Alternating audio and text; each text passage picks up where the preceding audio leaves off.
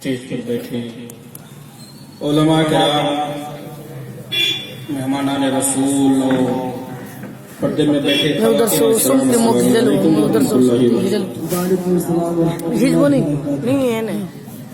कोई दुश्मनी है क्या हमसे? सलाम किया है, उसका जवाब मांगा। थोड़ा दिल से जवाब दे दीजिए ताकि हमें भी खुशी मिल जाए। अस्सलामु अलैकुम वरहमतुल्लाहि वबरकातुहू। अब लग रहा है कि कोई दुश्मनी नहीं है। अल्हम्दुलिल्लाह अल्हम्दुलिल्लाहि रब्बिल आलमीन वल आक़िबतु लिल मुत्तक़ीन वस्सलातु वस्सलामु अला सय्यिदिल अंबिया'i वल मुरसलीन व अला आलिहि तय्यिबीन ताहिरीन, अम्मा बाद। फ़अऊज़ु बिल्लाहि मिनश शैतानिर रजीम, बिस्मिल्लाहिर रहमानिर रहीम। अला इन्ना औलिया अल्लाहि ला खौफुन अलैहिम वला हुम यहज़नून।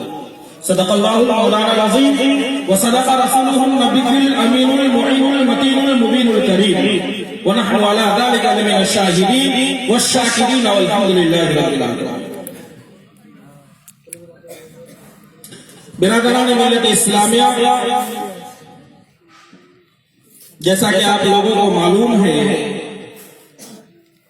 ये जश्न गोसुल वरा महफिल इनकाद किया गया है और बाहर से उलमाए किराम को बुलाया गया है।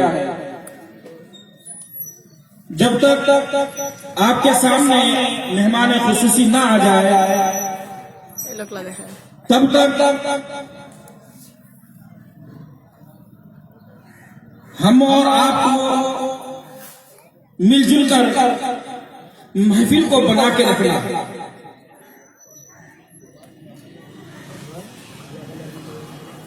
आइए, कुछ कहने और कुछ सुनने और कुछ सुनाने से पहले बेहतर और मुनासिब समझता हूं कि आकाए नामदार, मदनी के ताजदार, दोनों आलम के मुख्तार, सरवरे अंबिया, फखरे मौजूदा सल्लल्लाहु तआला अलैहि वसल्लम के बारगाह बेहतशरा में हम और आप मिलजुल कर बाआवाज़ बुलंद दरूद पाक का नज़राना हदिया पेश करें और आवाज़ बुलंद पढ़े। अल्लाहुम्मा सल्ली अला सय्यिदिना शफीअना हबीबना तबीबना मौलाना मुहम्मद माजूद वल करम बारिक व सल्लिम सल्लु अलैहि सलातु व सलाम अलैका या रसूलल्लाह सल्लु अलैहि सलातु व सलाम अलैका या हबीबल्लाह सल्लल्लाहु तआला अलैहि वसल्लम। बिरादरान इस्लाम, मैंने कुरान मुक़द्दस की एक मशहूर आयत करीमा तिलावत की है। अला इन्ना औलिया अल्लाहि ला खौफुन अलैहिम वला हुम यहज़नून। अल्लाह के वलियों को न डर है न खौफ है।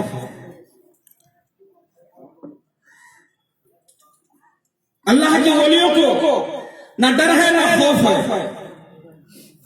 तो मेरे मोहतरम बुजुर्गान दोस्तों, वलियों के बहुत वली हैं। वली का माना होता है अल्लाह का दोस्त। हमें और आपके बीच में भी कोई वली हो सकता है, क्या मालूम किसी ने छुपा रखा है। हम और आप में भी कोई वली हो सकता है। वली बनना कोई बड़ी बात नहीं है अगर हम अपने नफ्स को कंट्रोल कर ले, अपने नफ्स पर हावी हो जाए, अपने नफ्स को दबोच ले, अपने नफ्स को पकड़ ले, तो हम अल्लाह का दोस्त बन सकते हैं। इसमें कोई बड़ी बात नहीं। लेकिन शर्त यह है कि हमें गुनाहों को छोड़ना पड़ेगा। हमें हराम काम, हराम रोजी और जितनी हराम चीजें हैं उन सारी चीजों को छोड़ना पड़ेगा।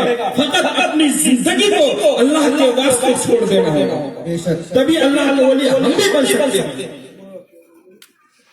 आज जिस शख्सियत के लिए हम और आप यहाँ आए हैं, जिस शख्सियत के महफिल को मना रहे हैं, वो गौसे आजम आपने हजरत अल्लामा व मौलाना अबू बकर सिद्दीक साहब किबला जो मदरसा तालीमुल कुरान के असातिज़ा हैं, वो अभी आपको हजरत गौसे आजम के बयान सुना रहे थे। बहुत सारे वाक़े आपको सुनाए मेरे मुहतरम बुजुर्गान दोस्तों। बहुत सारे वली इतने वली है कि अगर हम अब गिनना चाहेंगे तो गिन ना सकेंगे। इसलिए गिन ना सकेंगे कि क्या मालूम बहुत सारे वली ऐसे भी हैं जिनका चर्चा, जिनका मालूमात हम लोग को पता ही नहीं, जो दुनिया से अल्लाह के वास्ते अपनी जिंदगी को सर्फ कर दिया और दुनिया से चले गए सबकी नजरों से। आपने दिल्ली के एक बादशाह का नाम सुना होगा जिनका नाम औरंगजेब। कौन थे औरंगजेब? हमें और आपको मालूम है कि वो बादशाह थे, लेकिन औरंगजेब जो थे वो बादशाह थे, तख्ते शाही पर बैठे थे, लेकिन उनके साथ साथ ही वो आलिम दीन भी थे, और आलिम दीन के होने के बाद वो अल्लाह के वली भी थे। आपने बहुत सारे वलियों के बारे में सुना होगा, बहुत सारे वलियों के वाक़यात आपके सामने मौजूद किए होंगे, लेकिन उन वलियों में से एक औरंगजेब भी है जो अल्लाह के बहुत पाकीज़ा वली बादशाह भी थे। उनके पास खजानों के इतने सारे ढेर थे, अगर वो चाहते तो अपनी जिंदगी को अय्याशी में गुजार देते, लेकिन इतना पाकीज़ा और अपनी जिंदगी को इतना सहूलत यानी इतनी आसानी यानी इतनी मुशक्कत से गुजारे कि उसकी जिंदगी में, अल्लाह के वली की जिंदगी में वो इतनी परेशानी आई, लेकिन इन परेशानियों को कभी वो अपनी परेशानी ना समझे। बादशाह भी थे, आलिम भी थे, और अल्लाह के वली भी थे। जब औरंगजेब अपने हाथों से कुरान मुकद्दस को लिखा करते थे, अपने हाथों से कुरान मुकद्दस को लिखकर उसको हदिया किया करते थे। मेरे मुहतरम बुजुर्ग दोस्तों, औरंगजेब के बादशाही में, हुकूमत में बहुत सारे वजीर भी रहते थे, लेकिन उन वजीरों में से एक उनका जो बावर्ची था, बहुत यानी जब शाही बावर्ची होता है तो उनके हाथों में पकवान करने के बहुत सारे कलाएं भी होती हैं और बहुत अच्छी तरह के पकवान भी करते हैं, तभी उनको शाही यानी शाही बावर्ची बनाया जाता है। नारे तकबीर, नारे तकबीर, नारे रिसालत, मसलके आला हज़रत, मसलके आला हज़रत, जश्न गौसुल वाला, जश्न गौसुल वाला, उस्ताद असातिज़ा हज़रत अल्लामा व मौलाना फरियाद हुसैन साहब किबला, नारे तकबीर, नारे रिसालत।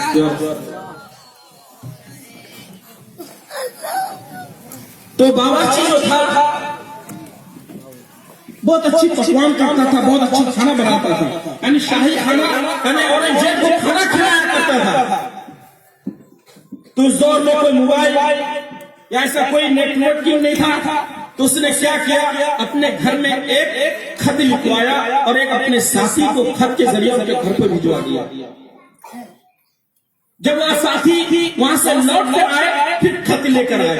उस खत में क्या लिखा हुआ है, उनकी जो बीवी जो अहलिया होती है उसमें क्या लिखी है कि तुम बहुत बड़े बादशाह के, शाही बादशाह के दरबार में बावर्चीगिरी करते हो, बावर्ची हो, अरे इस बादशाह से कह दो कुछ रकम ले आओ, बहुत सारे रकम ले आओ, और उन रकम से हम अपनी बेटियों की शादी कराएंगे। उन जो बादशाह के जो बावर्ची था उनकी 3 बेटियां थी, तो उनकी बीवी जो है लिखकर भेजती है कि उनके पास से कुछ माल दौलत मांग लो और घर आ जाए। बावर्ची परेशान हो जाता है कि बादशाह सलामत से मांगो तो मांगो कैसे, हिम्मत पस्त है, इतनी जरूरत नहीं है कि बादशाह के पास जाकर उनसे कुछ मांगू। तो बावर्ची चालाकी करता है। क्या चालाकी करता है कि जब औरंगजेब का खाना बनाता है तो उस खाने में नमक कम कर देता है। सोचता है कि नमक कम कर दो तो बादशाह सलामत हमें जरूर बुलाएंगे कि नमक क्यों कम किया है। लेकिन औरंगजेब अल्लाह के वली थे, आलिम दीन थे, बादशाह थे, बुलाए नहीं। उस नमक जो कम था उस खाने को भी चुपचाप खा लिया। बावर्ची सोचने लग गया कि मैंने नमक कम कर दिया, फिर भी नहीं आया, बुलावा नहीं आया। फिर बावर्ची क्या है कि पहले तो नमक कर दिया, फिर खाना बनाया, इसमें नमक ज्यादा डाल दिया, फिर सोचने लग गया अब तो बुलावा आएगा, अब मैंने नमक ज्यादा कर दिया, लेकिन फिर भी न बुलावा नहीं आया। फिर परेशान है, करूं तो करूं क्या। एक दिन क्या करता है, खाना बनाता है और आधा नमक और आधा खाना कर देता है। तो बादशाह सलामत समझ जाता है कि इसको कुछ कहना है, इसको कुछ कहना है जो अपने मुंह से कह नहीं पा रहा है, इसकी हिम्मत नहीं हो रही है कि मेरे से आकर कुछ कहे। बादशाह सलामत उनको बुलावा भेजते हैं, उनको भेजो, क्या माचरा है, क्या परेशानी है, इतना बड़ा शाही बावर्ची है और खाना कैसे गलत बना सकता है, वो खाना गलत बना ही नहीं सकता है, वो खाना जानबूझकर ही गलत बनाया। बुलावा आया, बावर्ची डरने लग गया कहीं ऐसा ना हो कि सजा मिल जाए। परेशान हाफता कांपता बादशाह सलामत के सामने हाजिर होता, पूछता है क्या बात है, पहला दिन तुमने नमक ही नहीं डाला, दूसरा दिन तुमने नमक ज्यादा कर दिया और तीसरा दिन ऐसा कर दिया कि आधा कर दिया। तो डर के मारे बावर्ची कुछ बोला नहीं और जो जेब में जो चिट्ठी थी घर से आई हुई उसने बादशाह सलामत के सामने पेश कर दी। बादशाह सलामत पढ़ लिए, इसमें लिखा हुआ है कि बादशाह से कहो कि कुछ माल और दौलत दे, और ज्यादा बड़ा बादशाह है, उनके पास माल और दौलत बहुत ज्यादा है, कुछ लेकर आओ और घर बनवा लेंगे और अपनी बच्चियों की शादी करा देंगे। बादशाह सलामत उस चिट्ठी को पढ़ रख लेते हैं और रखने के बाद बावर्ची छुट्टी मांगता है कि मुझे घर जाना है। तो बादशाह सलामत छुट्टी दे देते हैं, फिर भी वहां से निकलता नहीं। बादशाह सलामत समझ गए कि कुछ मांग रहा है, तो बादशाह सलामत ने उसको 2 आना दे दिए, मात्र 2 आना। बावर्ची परेशान हो गया, मेरी बीवी तो इतने सारे ढेर सारे माल मंगाई थी और 2 आने लेकर अगर जाऊं तो बीवी मार के भगा देगी वापस। परेशान हो जाता है, करूं तो करूं क्या। उनका दूसरा जो साथी होता है वो भी परेशान हो जाता है और परेशानी के आलम में कहता है मैं घर नहीं जाऊंगा, अगर घर गया तो मेरी बीवी मुझे भगा देगी, मुझे निकाल देगी घर से।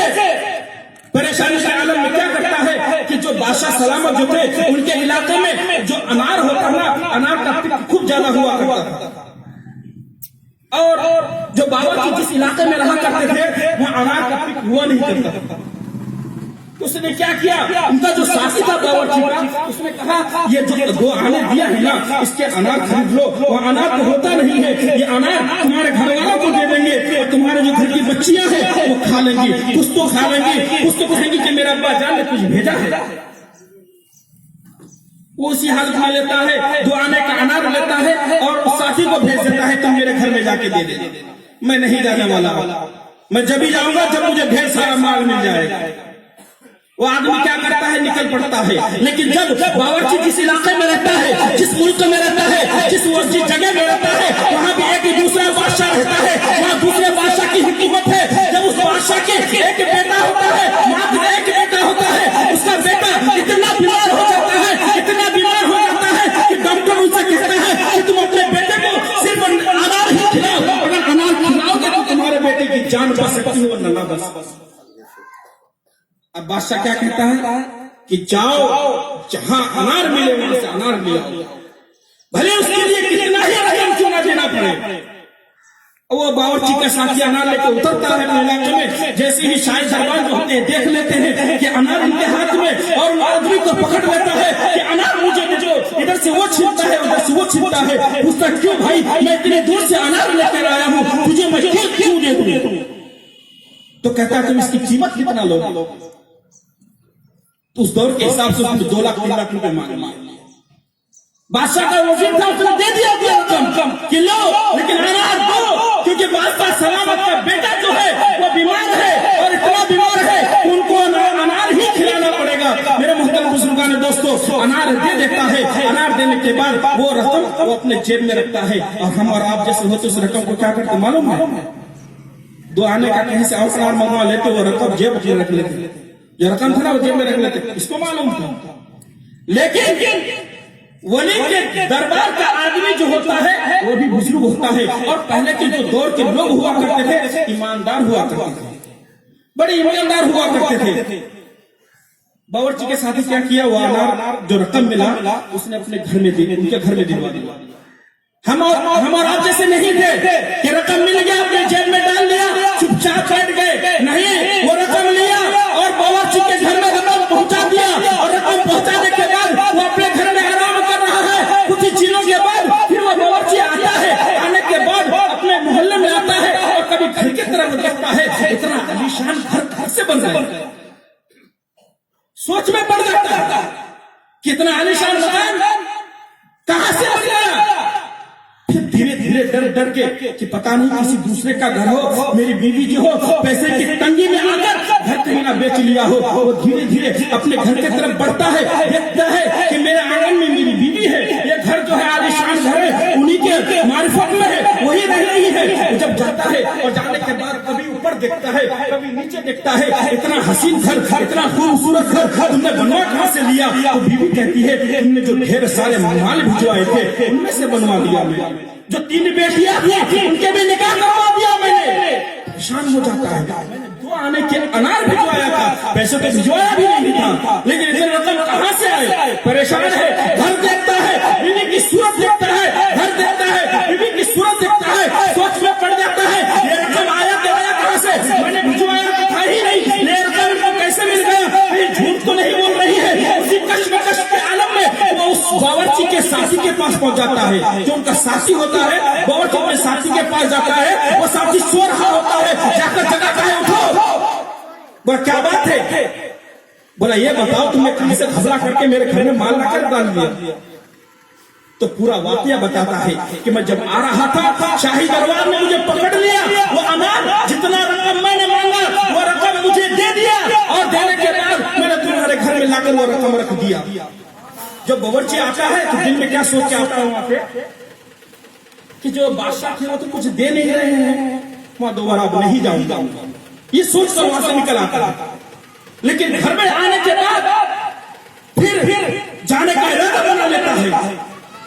सोच, क्योंकि बावर्ची है, बादशाह का हालात मालूम होता है कि नेक परेशान है, उन्हीं की वजह से ये दौलत हमें मिली है। फिर वापस बादशाह के पास औरंगजेब के पास पहुंच जाता है और उनसे पूछता है जरा ये बताओ तुमने मुझे ये रकम मेरे पास कहां से आया, तुमने जो 2 आने के अनार दिया था, इस अनार के बरकत से मेरे घर की बेटियों के निकाह करवा दिया, मेरे घर बनवा लिया, मेरे घर के बाजू में मैंने बनवा दिया, गरीबों की मदद करवा दिया। लेकिन जरा ये बताओ तुमने जो 2 आने दिए थे इसी की बरकत है, ये 2 आने तुम कहां से लाए थे। बादशाह सलामत परेशान हो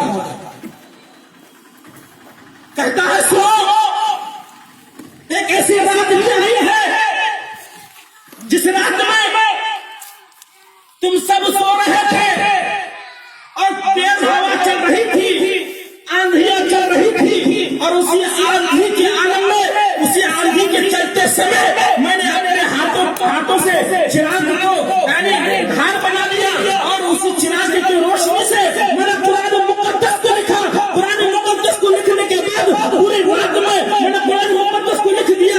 जब मैं कुरान मुकद्दस को लिख रहा था उसी आलम में जब चिराग के हवा की वजह से चिराग की रोशनी जो आग होती है कभी मेरे हाथ को जला रही है, कभी उंगलियों को जला रही है। मेरे मोहतरम बुजुर्गान दोस्तों, बावर्ची को कहता है उसी कुरान लिखने की वजह से, उसी रात के कुरान लिखने की वजह से मैं उसको तोहफा दिया था। वो कुरान जो मैंने फरोख्त किया है, उस कुरान को मैंने जो हदिया किया है, उसका मुझे 2 आना मिला था।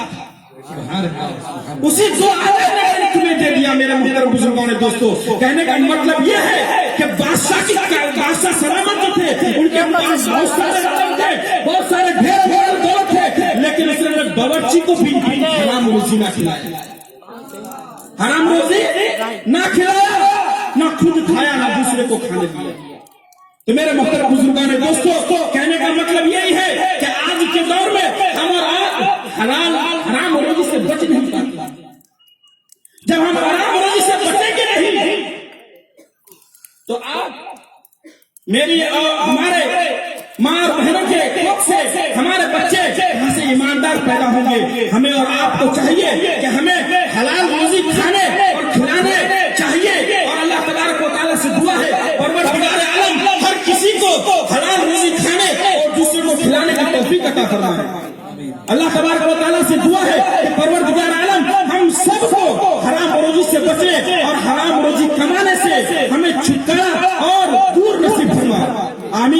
आखिर दावाना अल्हम्दुलिल्लाह रब्बिल आलमीन।